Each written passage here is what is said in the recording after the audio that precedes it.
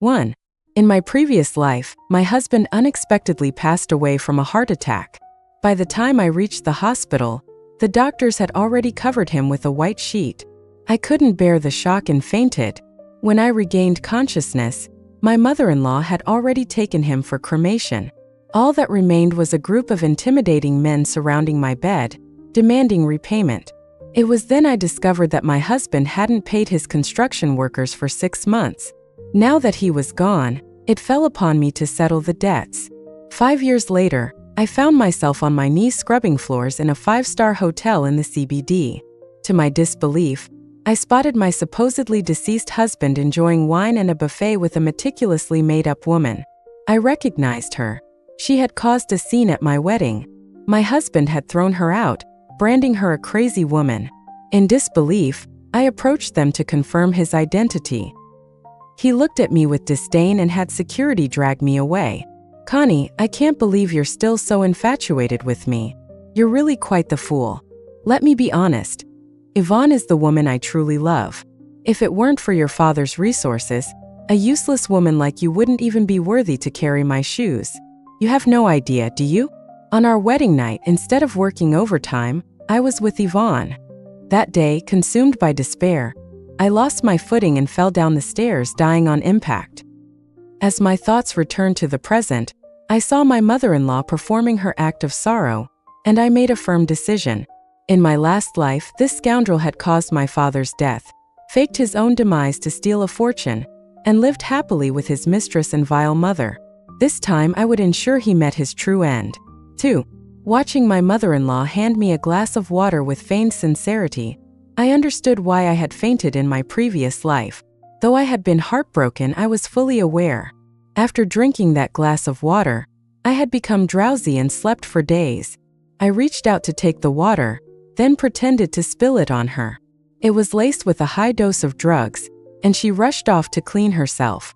Seizing the opportunity, I lifted the sheet covering Alex. His face was pale, lips tightly shut, a perfect act. His breathing was steady. It was clear he wasn't truly dead. In my previous life, I hadn't suspected a thing and didn't bother to check. While my mother-in-law was preoccupied, I contacted the crematorium. I had saved their contact information when my father passed, and it proved useful now. The vehicle held only Alex and me besides the driver. As memories of my previous life flooded back, how this scoundrel had ruined my family and left me destitute, hatred surged within me. I had already devised a plan for his torment back at the hospital. I brought a thermos filled with boiling water. Now I pulled Alex's arm and poured the scalding liquid over it. His fair skin instantly turned crimson, and his body reflexively recoiled. Leaning close to his ear, I whispered, "Alex, do you believe in karma? Those who fake death often end up truly dead." Then, I poured the remainder of the drugged water my mother-in-law had given me down his throat. He wouldn't wake up to thwart my plans. 3.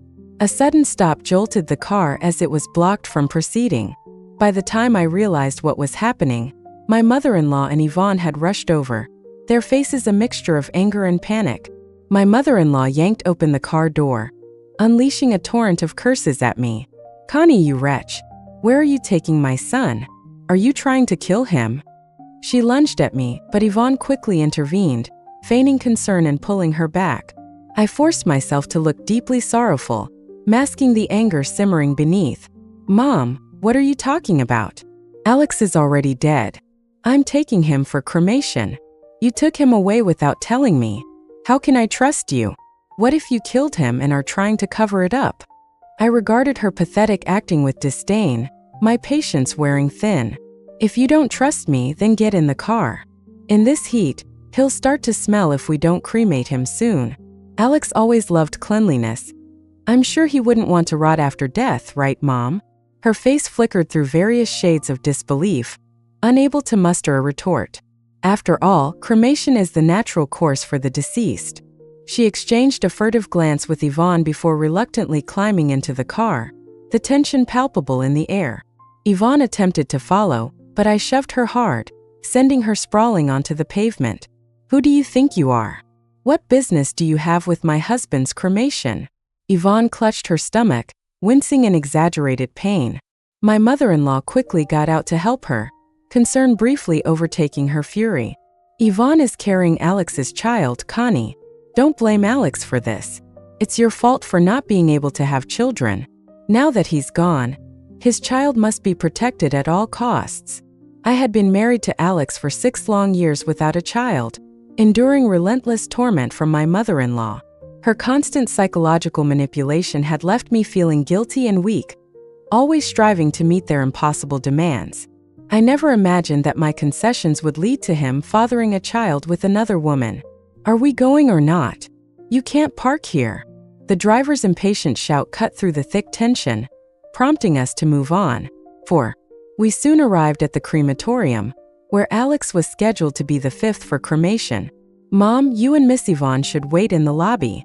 This place has a heavy atmosphere. It might affect her pregnancy. After all, she's carrying Alex's only child. Martha slapped me hard, her anger palpable. You little wretch. If you hadn't squandered all his money, he wouldn't have worked himself to death. You're the last person who deserves to be here. In the past, Martha always thought I was worthless, unworthy of her son, constantly reminding me of my supposed failings. She conveniently forgot that before meeting me, Alex was a struggling man who could barely afford a meal. After our marriage, I discovered that Yvonne was Alex's unattainable first love, a painful truth buried beneath their facade of happiness. She had demanded a dowry of $50,000, which Martha couldn't afford, so she forced Alex to settle for me. I had pitied his struggles and used all of my father's resources to pave his way, believing it was my duty. Yet, the more I gave, the more they took, betraying my father and driving him to bankruptcy and despair. Now they plotted to fake Alex's death and leave me with the financial ruin. I refused to let that happen. The staff informed us it was Alex's turn for cremation. Martha grabbed my arm, desperation flashing in her eyes as she tried to stop me from pushing the stretcher. I shook her off and, in a moment of pent-up rage, slapped her twice, the sound echoing in the still air. Martha, stop pretending to be a loving mother. You have no idea, do you? Your beloved son despised you. He wished for your death. Remember when you were hit by a car and ended up in the ICU? He didn't want to save you. If it weren't for me bringing in an expert from Beijing, you two would already be reunited in the afterlife. Her eyes widened in shock, but disbelief lingered as she lunged for me again. I don't believe you. You're lying, you venomous woman. Do you know why your leg still hurts? Because your precious son didn't want to spend money on you. The hospital used the cheapest materials. It's a miracle you can even walk. Alex, you ungrateful wretch. I raised you with such difficulty. You deserve to die. She screamed, her voice cracking with hysteria. In her madness, Martha lunged forward, pushing her son into the furnace. Yvonne's attempt to intervene was futile, the flames crackling ominously. With a sickening realization, I watched as Alex began to burn, the reality of his death settling in the air like smoke. I didn't know if he was conscious at that moment, the horror of it all hanging heavy around us. Yvonne stood frozen, shock giving way to fury as she turned on Martha. Martha, you venomous woman. Alex wasn't dead. He's your son. Martha, coming back to herself, started to grasp the enormity of what she had done. Regret washed over her face like a tidal wave. Connie, you manipulated me into killing my son. I'll call the police. You must pay with your life. Go ahead. I'll help you. Martha, in her frantic state, only wanted to shift the blame, but I genuinely called the police. Alex faking his death was their conspiracy, and Martha pressing the button made it murder. Yvonne's attempts to intervene wouldn't save her. I was ready to stand my ground. 5. Sensing things had spiraled out of control, Yvonne turned to flee. I swiftly pulled her back. Her face turned pale, fear evident in her eyes. This place is filled with bad energy. I'm pregnant with Alex's child. I can't take any chances. The child isn't Alex's. Martha's expression morphed into one of shock. Connie, what nonsense are you spouting? If it's not Alex's, whose could it possibly be? Because I'm not the one who can't have children. It's Alex. Both Martha and Yvonne looked as if they had been struck by lightning. In my previous life, I had always believed I was the problem. Besides being forced by Martha to consume countless dubious concoctions, I secretly visited various specialists. All confirmed that my body was perfectly fine.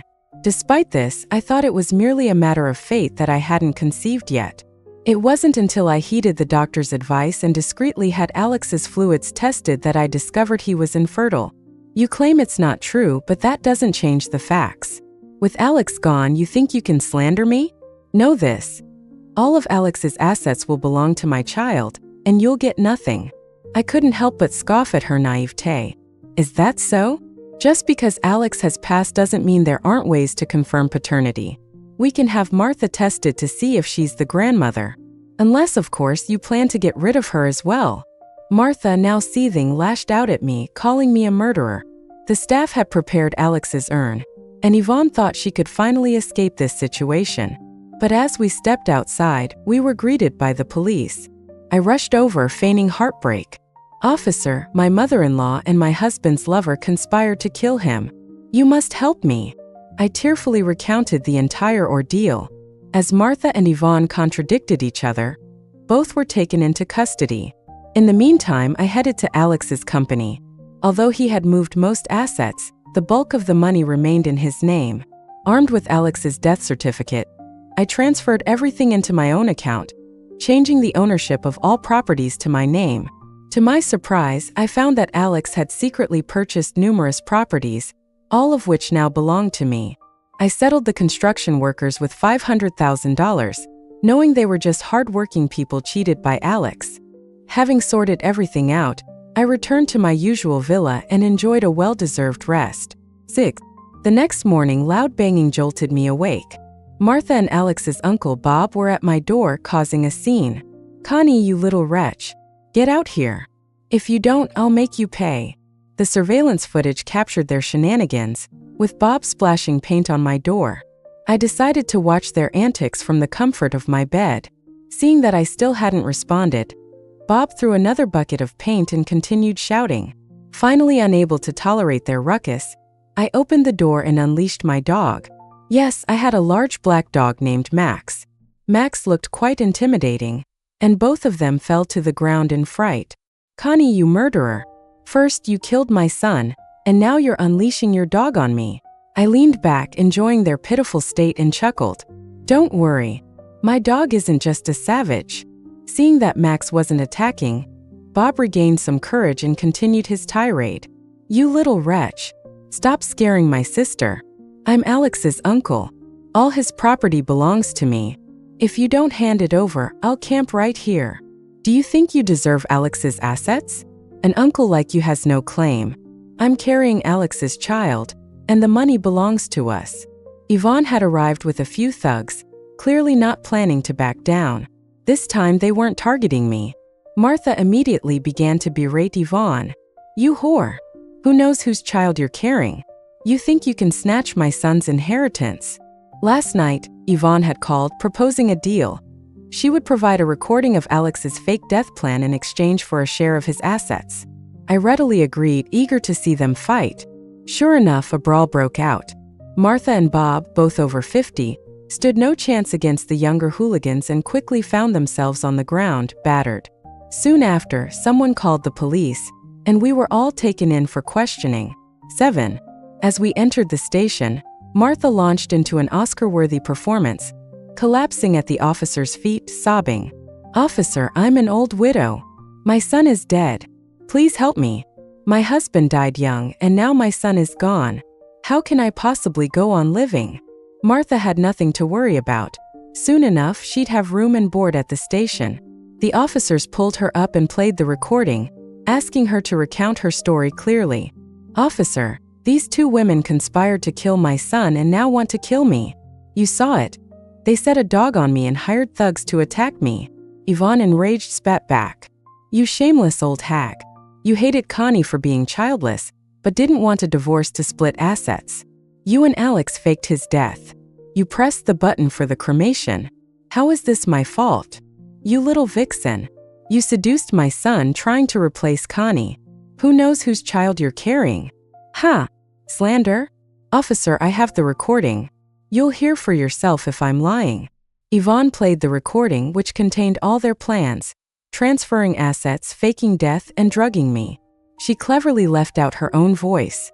Martha, realizing she was cornered, fell silent. I added fuel to the fire. Officer, a mother's love is fierce, but Martha is a monster. She abused Alex as a child and had an incestuous relationship with her brother, Bob, resulting in a disabled son. Everyone was stunned. Alex had revealed this in a moment of vulnerability, seeking my sympathy. Martha's husband died when Alex was 2. She returned to her family where Bob ruled. To avoid being thrown out, she gave in to his perverse demands, resulting in a pregnancy she had to hide. Bob's wife bore him 3 daughters and no sons, so he took Martha's son, only to find he was disabled. Alex had to support both families as a teenager. While some people strengthen through adversity, others like Alex remain rotten at the core. Martha, still pleading innocence, was eventually sentenced to life in prison. Bob was fined for public disorder and property damage, choosing jail over payment. Yvonne was detained for incitement.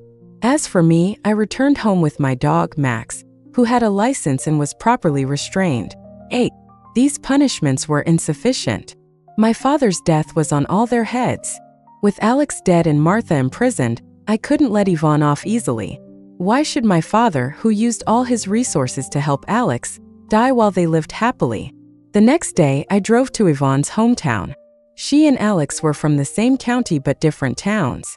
In high school, poor but brilliant Alex attracted kindred spirit Yvonne. Her father, valuing sons over daughters, often beat her when drunk. Alex's mother, unhappy with her life, vented her frustrations on him. Their shared misery sparked a romance. High school didn't allow much freedom, and their relationship was soon exposed. The parents were called in. Yvonne's father demanded $50,000 for Alex to marry her, while Martha accused Yvonne of seducing her son. Thus, a pure love was crushed. Soon after, Yvonne was sold to an older butcher for $60,000, while Alex went to college and met me. Yvonne shared these stories, still immersed in her love for Alex, though he was dead. But it wasn't my concern, I was the real victim. I first noticed Alex in math class, where he sat attentively while others dozed off. I lived in a wealthy circle, unconcerned about the future, but Alex intrigued me. I hired him as a tutor, and friends teased me for falling for a poor boy. In hindsight, I was foolish, seeking excitement in my privileged life. Alex pretended to love me, using my money to buy me small gifts, which touched me deeply. After graduation, my father opposed our relationship, but Alex manipulated me into defying him and moving into a basement apartment. My father reluctantly helped Alex start a business, giving him unlimited access to resources, which Alex used to ruin my father's company. When my father went bankrupt, Alex's business thrived, and he claimed his company was struggling. After 2 hours of driving, I reached Yvonne's town and easily found the butcher's house. 9. I knocked on the door, met by a menacing man in his 40s with a limp. When I mentioned Yvonne, he let me in. That whore. You know where she is? Yes. Where? She's in the city with her first love, pregnant with his child. That whore. Tell me where she is. I'll kill her. Wait, who are you? He eyed me suspiciously. I'm her lover's wife. Before I could finish, he grabbed my neck, glaring. If he took my woman, I'll make you pay. Desperate, I kicked him hard and he yelped in pain. You bitch. Enter my house and I'll show you my ways. Stop. I'm here to make a deal. Here is $10,000. Mentioning money shifted his demeanor from lecherous to greedy. Well, why didn't you say you were a generous lady? I was just testing your resolve earlier. That woman cost me $60,000. Now she's cheating on me? I won't let her off. If you ensure Yvonne never leaves your house again, I'll give you an additional $50,000 and help treat your leg. His eyes glinted with interest. Deal. He quickly packed a few things and I brought him back to the city, putting him up in a hotel. The next day we put our plan into action. 10. Yvonne had set up a meeting with a lawyer to discuss splitting the assets. Connie, I've brought the contract. If everything looks good, let's sign it. Are you sure the child you're carrying is Alex's? Yvonne smirked confidently. Of course it is. I spent every day with Alex these past months. Don't think you can back out now. I helped you with a major problem. I'm not like that idiot Martha. If you don't sign today, once the baby is born, you won't get a dime. Is that so? But what if the baby isn't born? You bitch. How dare you curse my child? I'll. Before she could finish, the butcher crashed into the room, limping and wild-eyed. He slapped Yvonne hard, sending her sprawling. You whore. Running away and getting knocked up with another man's child. I paid $60,000 for you and this is how you repay me. I'll kill you.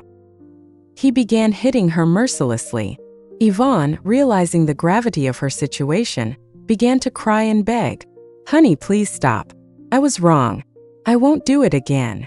Ignoring her pleas, he continued to slap her. Yvonne, dressed up in hopes of claiming her share of Alex's assets, now looked a mess. Connie, you witch. I'll drag you to hell with me. Unable to fight back against the butcher, she hurled insults at me. Honey, please stop. You'll hurt our baby. This child isn't Alex's, it's yours. I swear it's yours. The butcher paused, loosening his grip on her hair. I'm 3 months pregnant. It happened right before I left. Honey, this child is yours. May I and the baby die if I'm lying? Fine, but if the baby isn't mine, you know what'll happen. Yvonne, crushed by her failed schemes, reluctantly signed the contract I had prepared, stating she had no claim to Alex's assets and acknowledging the child wasn't his. One more thing. All the gifts Alex gave you, bags, jewelry, return them. They were bought with our shared assets. Defeated, Yvonne left with the butcher. 11. Connie, the luxury goods and jewelry you sent were all fakes. The second-hand store won't take them. My friend who ran a second-hand shop informed me that everything Yvonne sent was counterfeit. Given Alex's wealth, he could have easily bought genuine items. But he loved only himself. The butcher called to confirm he had locked Yvonne in their house, ensuring she'd never escape again. With all loose ends tied up, I put all the properties on the market. I hired professionals to manage Alex's company and lived off the dividends. 5 years passed swiftly. I found myself back at the CBD hotel, enjoying a buffet and wine, relishing the good life. Upon leaving, I spotted a familiar figure, a hunched, ragged Yvonne begging on the street. Her hair was gray, and she dragged a broken leg, struggling to move. Seeing me, she whimpered, Connie, please give me something to eat. The butcher kicked me out after I had the baby. He broke my leg. Please help me. It was early winter, and Yvonne was in tattered clothes, emaciated.